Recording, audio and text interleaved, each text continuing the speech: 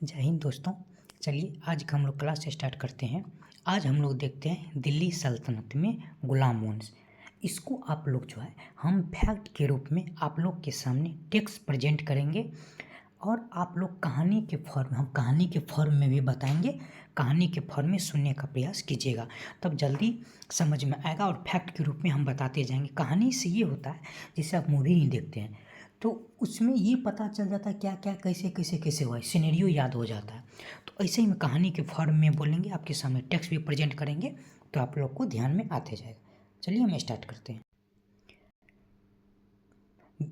हम लोग का है क्या, दिल्ली सल्तनत। यहाँ है दिल्ली सल्तनत 1206 से लेके 1526 तक था। इसको जो है ममलूक वंश या दास वंश के नाम से जाना जाता है।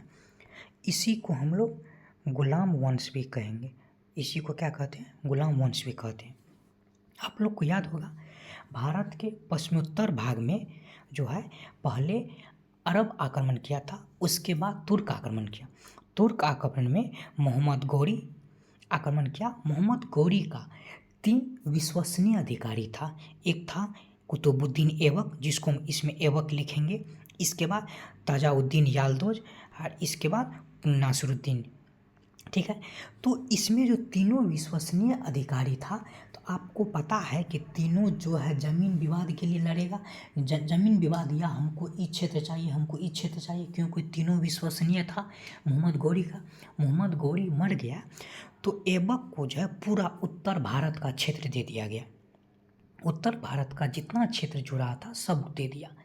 आप अपने अगर घर से ही उदाहरण ले तो घर में देखिएगा दामाद से जो है सास ससुर या साला कभी भी दुखी नहीं होते, या दुखी होते भी हैं तो सामने में नहीं बोल पाते हैं। इसका मतलब वैवाहिक नीति। तो इस समय भी ऐबक ने क्या किया, वैवाहिक नीति का जो है अनुसरण किया। क्यों? क्योंकि इसमें विवाद नहीं होगा। आपको पता है कि वो जब तीनों विश्वसनीय अधिकारी था तो तीनों राजा बनने के लिए चाहेगा, तो ऐबक को ही मिला। तो ऐबक ने क्या किया, ताजुद्दीन यल्दोज की पुत्री से विवाह कर लिया, तो ये इसका दामाद बन गया। और नासिरुद्दीन को जो है अपनी पुत्री से विवाह कर दिया। इसका मतलब वैवाहिक नीति जो है यहाँ काम कर गया। और ऐबक को जो सिंध और मुल्तान छोड़ दिया, सिंध और मुल्तान छोड़ के उत्तर भारत का सभी क्षेत्र दे दिया गया। यहाँ से 2-3 फैक्ट है कि कुतुबुद्दीन ऐबक, ताजुद्दीन यल्दोज, नासिरुद्दीन कुबुचा भी कहते हैं इसको, ये तीनों मोहम्मद गौरी का विश्वसनीय अधिकारी था। ऐबक को उत्तर भारत का संपूर्ण क्षेत्र दे दिया गया। नासिरुद्दीन जो है सिंध का अधिकारी था। ठीक है, तो अब हम आगे देखते हैं। ऐबक जो है इतना विश्वसनीय था मोहम्मद गौरी का कि उसके मरने के बाद जो ये शासन किया तो ये न तो सिक्का चलवाया, न ही खुतबा पढ़वाया, न ही सुल्तान पद धारण किया। राजा है तो सुल्तान पद तो धारण करना चाहिए, नहीं किया। यह राजधानी भी नहीं बदला, ये लाहौर से ही शासन किया। ठीक है, ये 2 पद धारण किया, एक मलिक, एक सिपह सलार। कुतुबुद्दीन ऐबक के रूप में हम 2-3 फैक्ट, 4-5 फैक्ट देखेंगे। सिक्का ये जारी नहीं किया, खुतबा ये नहीं पढ़ाया, ठीक है, सुल्तान पद धारण नहीं किया, ये राजधानी लाहौर से शासन किया, ये मलिक व सिपह सलार की उपाधि धारण किया, ये दान ज़्यादा देते थे इसलिए इसको लाख बख्श भी कहा जाता था। ठीक है, और ये जो है सेनापति, योग्य सेनापति तो था ही, तब न पूरा उत्तर भारत का संपूर्ण क्षेत्र ले लिया। साहसी था, प्रतिभाशाली था, अचूक तीरंदाजी था। देखिए जो भी अगर राजा के करीबी रहेगा वो उसमें कुछ न कुछ बात तो होगा, कुछ न कुछ, बहुत कुछ बात होगा। जैसे कि प्रधानमंत्री के ही पास जो आसपास आदमी रहता है सब IAS अधिकारी ही रहता है, सीनियर इसका मतलब बहुत कुछ है उस सब के पास। ऐसे ही अगर वो राजा का खास आदमी है तो ये सब योग्यता तो होगा ही होगा। ठीक है, और उन्होंने कुछ बिल्डिंग बनवाया। हम अभी बोले थे कि वो बहुत दान देता था इसलिए उसे लाख बख्श भी कहा गया। वो 2 बिल्डिंग बनाए, एक कुबतुल इस्लाम जो दिल्ली में है और 2.5 दिन का झोपड़ा जो अजमेर में है। ठीक है, उन्होंने कुतुब मीनार की नींव भी रखा जो ख्वाजा कुतुबुद्दीन बख्तियार काकी की स्मृति में बनाया गया। ये क्वेश्चन पूछा जाता है, कुतुब मीनार की नींव किसने रखा, तो कुतुबुद्दीन ऐबक ने रखा। किस लिए रखा, तो ख्वाजा कुतुबुद्दीन बख्तियार काकी के याद में रखा। ठीक है, इसका मृत्यु जो 1210 में चौगान खेलते समय हो गया। इसका मृत्यु कब हो गया? 1210 में चौगान खेलते समय हो गया। इसके बाद एक छोटा सा शासक आया, आराम शाह। कौन आया? आराम शाह। ये उतना योग्य नहीं था, अयोग्य था। ठीक है। एक बात जानिए कि अगर आप अमीर हैं, ठीक है, या आप समझदार हैं, तो 100 में से 99% आदमी चाहेगा कि मेरे साथ जो रहे, न तो मेरे बराबर अमीर रहे, न ही मेरे बराबर शिक्षित हो या समझदार हो। ठीक है। तो अमीर सब जो है आराम शाह को शासक बनाया ताकि मेरा अपना रोटी सेकते रहे। ठीक है। तो और सबको ये सब बात पसंद नहीं था, ये अयोग्य शासक था। तो इसके जगह जो है बदायूं का प्रांताध्यक्ष था उसमें इल्तुतमिश। इल्तुतमिश को शासक बनाया गया। इल्तुतमिश को शासक बनाया गया। इल्तुतमिश कब से कब तक रहा? 1210 से 1236 तक। ये कौन था? ये ऐबक, कुतुबुद्दीन ऐबक का गुलाम था। अब फिर से हम पीछे चल रहे, ध्यान से सुनिए। मोहम्मद गौरी का गुलाम कौन था? कुतुबुद्दीन ऐबक। कुतुबुद्दीन ऐबक का गुलाम कौन था? इल्तुतमिश। पहले गुलाम ही रहता था, ज़्यादा गुलाम को ही सेनापति बनाया जाता था, अपना खास आदमी बनाया जाता था। ठीक है। तो ये उसका गुलाम, ये इसका गुलाम, तो इसको गुलामों का गुलाम कहा गया इल्तुतमिश को। अब आप सिनेरियो समझिए, इल्तुतमिश का कौन कौन दुश्मन हो गया? वो वैवाहिक नीति जो है, वैवाहिक नीति कौन? ऐबक। ऐबक किसे किसे किया था? नासिरुद्दीन और यल्दौज से किया था। इससे तो नहीं किया था। तो क्या वो पहले सेनापति था, अब से उप सेनापति के रहते हुए नया आ गया है, चाहे आ जाएगा तो उसके मन में तो डिस्टर्बेंस होगा, उसके मन में तो छल आएगा। तो आप ध्यान से सुनिए, क्या यल्दौज इल्तुतमिश का दुश्मन नहीं हुआ? पहला। दूसरा, क्या नासिरुद्दीन कुबूचा इल्तुतमिश का दुश्मन नहीं हुआ? हुआ। क्या अमीर, अमीर अमीर नाम नहीं, किसी मतलब अमीर वर्ग जो है, जो आराम शाह को बैठाया, इल्तुतमिश का दुश्मन नहीं हुआ? होगा ही होगा। और आप एक और ध्यान दीजिए, हम बताए थे ऐबक जो है लाख बख्श के नाम से जाना जाता था। लाख बख्श के नाम से क्यों? वो लाखों का दान करता था।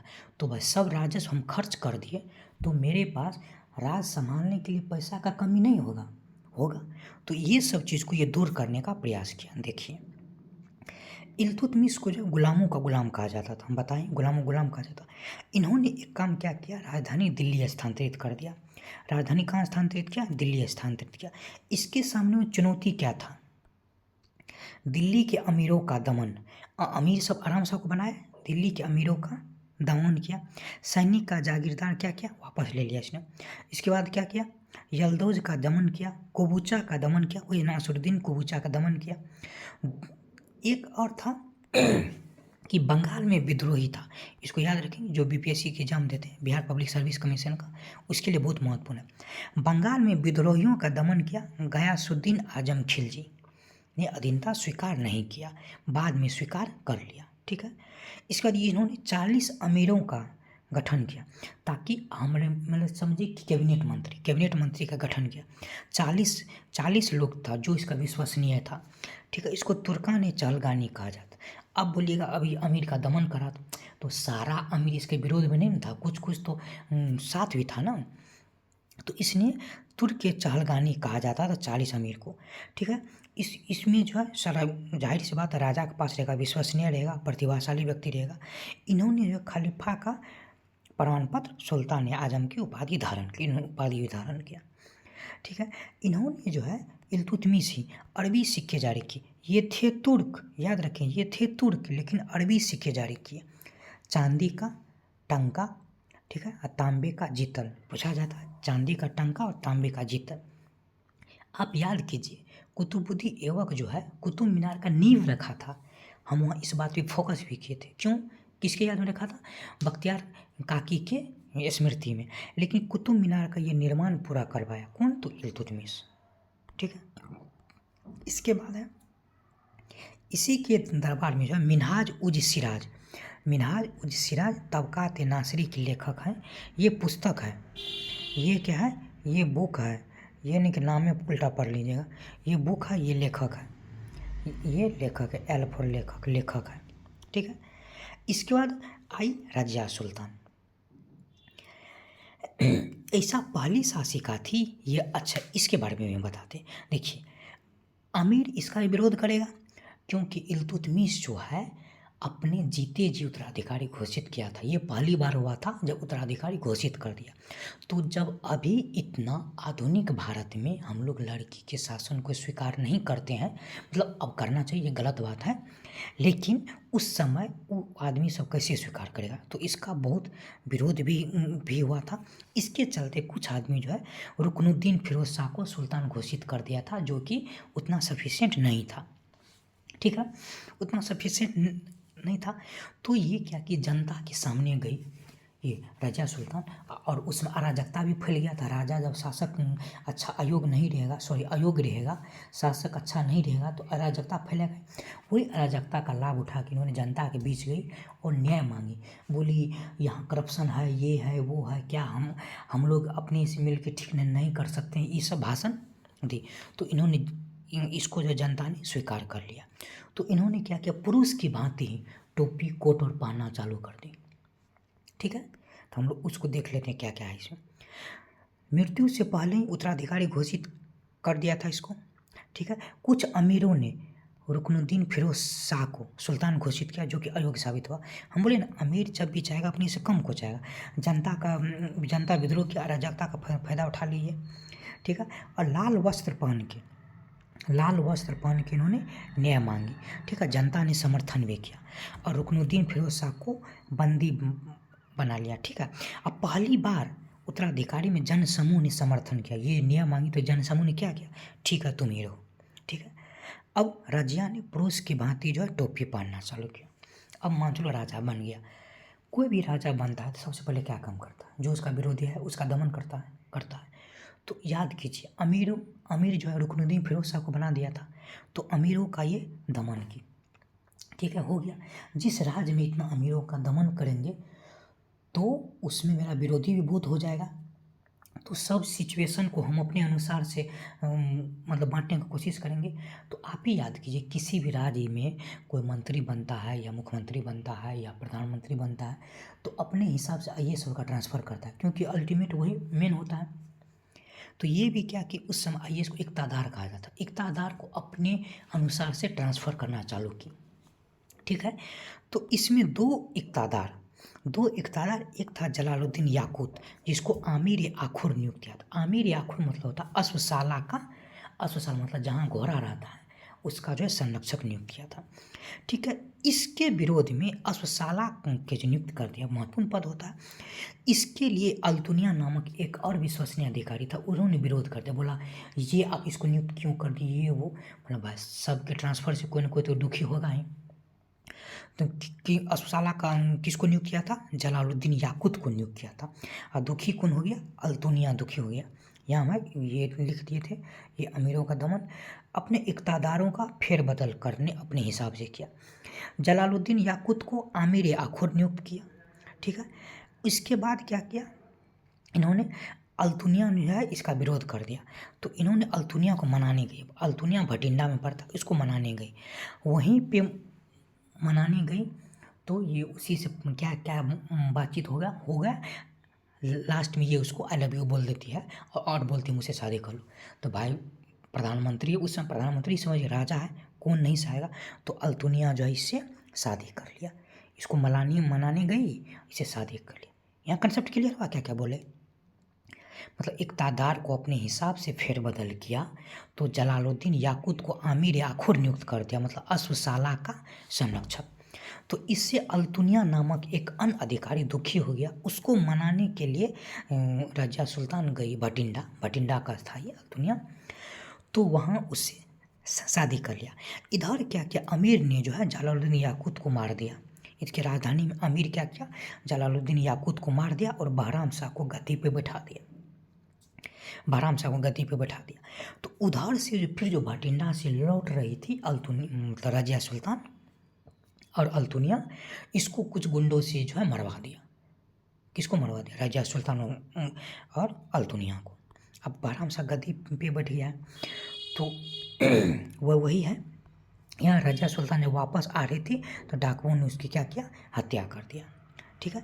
इसका मिन्हाज, कुछ इतिहासकार इसके बारे में लिखता है। मिन्हाज इतिहासकार था जो तबकात नासरी पुस्तक लिखा था। इन्होंने लिखा है कि भाग्य ने उसे पुरुष नहीं बनाया, वरना उसके समस्त गुण उसके लिए लाभप्रद हो सकते थे। रजिया में वे सभी प्रशंसनीय गुण थे जो एक सुल्तान में होने चाहिए। बहुत योग्य थी वो, तब न उतना अमीर को दमन कर दी, सबको साला को मतलब नियुक्त किया, अपने अनुसार से ताओं का फेरबदल की। एल्फिस्टन लिखता है, इतिहासकार है, कि यदि स्त्री न होती तो उनका नाम भारत के महान शासकों में होता। ठीक है। बाद में बहराम शाह को अमीर ने जो है मार दिया। ठीक है। इन्होंने बहराम शाह एक नया पोस्ट क्रिएट किया जिसको कहता था नायब-ए-मुमलिकात। कौन क्रिएट किया? बहराम शाह। इसका नायब-ए-मुमलिकात मतलब होता है संपूर्ण अधिकारों का स्वामी, मतलब राजा के जस्ट बाद यही। ठीक है। इसका मतलब अगर ये आदमी मिल जाएगा, नायब-ए-मुमलिकात पद पे जो बैठा हुआ है, अगर वो आदमी मिल जाएगा तो क्या होगा? वो राज का बेड़ा गर्क होगा ही होगा। जैसे अभी पढ़े थे, वेनेजुएला के राष्ट्रपति को अमेरिका जो गिरफ्तार कर लिया था, तो उसमें क्या हुआ था? वहाँ के सेनापति जो है मिल गया था इसके साथ। किसके साथ? अमेरिका के साथ जो है वहाँ के सेनापति मिल गया था, तब उसके राष्ट्रपति को जो गिरफ्तार कर लिया गया। तो हाँ, इसके बाद बहराम शाह के बाद जो है और शासक बना मोहम्मद शाह, नासिरुद्दीन मोहम्मद, ये सब उतना अच्छा नहीं था। हाँ, नासिरुद्दीन मोहम्मद जो है नायब-ए-मुमलिकात का पद बलबन नामक अधिकारी को दिया। नायब-ए-मुमलिकात का पद किसको दिया? बलबन नामक अधिकारी को दिया। और इसको उलुग खां की उपाधि भी दिया। किसको? बलबन को। समझिए, बलबन अगर नायब-ए-मुमलिकात के पद पे पहुंच गया तो बहुत काफ़ी महत्वपूर्ण है, काफ़ी प्रभावशाली व्यक्ति है। और बलबन को ही उलुग खां की उपाधि दिया गया। कौन दिया? नासिरुद्दीन मोहम्मद। ये क्वेश्चन पूछा जाता है, बलबन को उलुग खां की उपाधि किसने दिया? तो नासिरुद्दीन मोहम्मद ने दिया। ठीक है। इसके बदले में बलबन जो है अपनी पुत्री का विवाह नासिरुद्दीन मोहम्मद से करवा दिया। ठीक है। अब बलबन देखते हैं। बलबन 1265 से 1286 था। बलबन बहुत ही क्रूर शासक था। इन्होंने सबसे पहले चालीसा दल को समाप्त कर दिया, क्योंकि चालीसा दल में देखा था क्या क्या होता है। बलबन जो अमीरों को देखना नहीं चाहता, छोटा छोटा गलती पे जो है मारता था। उन्होंने रक्त एवं लोह की नीति, मतलब बहुत सा क्रूर शासक। उन्होंने कहा सिजदा और पावोस प्रथा प्रारंभ किया। सिजदा मतलब मेरे दरबार में आएगा तो सिर झुकाएगा, पावोस मतलब पाँव को चूमेगा। ठीक है। इसके काल में बंगाल में तुगरील खान ने विरोध किया था बंगाल में, तो बलबन पहुंचा, उसको मार काट के हटा दिया। 2 बार असफल रहा, तीसरा बार सफलता प्राप्त कर लिया बलबन। यहाँ क्या? चालीसा दल को समाप्त किया। छोटी छोटी गलतियों पर अमीरों का दमन करना प्रारंभ कर दिया। विद्रोहियों का बर्बरतापूर्वक दमन किया। 2 बार असफल रहा बंगाल के तुगरील खां को, बाद में सफलता प्राप्त हुई। इसके बाद इन्होंने देवीय सिद्धांत है। देवीय सिद्धांत मतलब होता है कि हम देवता द्वारा आए हैं, हम किसी जनता या अमीर के लिए नहीं आए हैं, या उसकी कृपा से हम नहीं आए हैं। इन्होंने जिले इलाही का पद मतलब अति धारण किया। इसका एक स्टेटमेंट है, ये पूछा जाता है स्टेटमेंट, बलबन का स्टेटमेंट है कि जब भी मैं निम्न कुल के व्यक्ति को देखता हूँ तो मेरा हाथ स्वयं तलवार पर चला जाता है। ठीक। और इन्होंने सिजदा और अभी बताएं सिजदा और पावोस प्रथा प्रारंभ किया। इन्होंने ईरानी त्यौहार नौरोज मनाना चालू किया। इन्होंने भी एक विभाग का गठन किया, सैन्य विभाग का, दीवान आरिज नामक सैन्य विभाग का गठन किया। रक्त एवं लोह की नीति अपनाता था। न्याय व्यवस्था कठोर था, गैर पक्षपातपूर्ण था। ठीक है। और इसका जब मृत्यु हो गया तो सत्ता पे जो जलालुद्दीन खिलजी बैठ गया, जो खिलजी वंश का स्थापना किया। जलालुद्दीन खिलजी बैठा जो खिलजी वंश का स्थापना किया। तो अब हम लोग आगे पढ़ेंगे खिलजी वंश। ठीक है, वो नेक्स्ट वीडियो में करेंगे। उम्मीद करते हैं कि आप लोग को वीडियो अच्छा लगा होगा। अगर अच्छा लगा तो लाइक कीजिए, शेयर कीजिए, सब्सक्राइब कीजिए। और इसमें क्या त्रुटि है या क्या आप लोग इसमें चाहते हैं और प्रोग्रेस हो, वो हमको कमेंट करके बताइएगा। ठीक है। तो धन्यवाद, बहुत बहुत धन्यवाद। जय हिंद।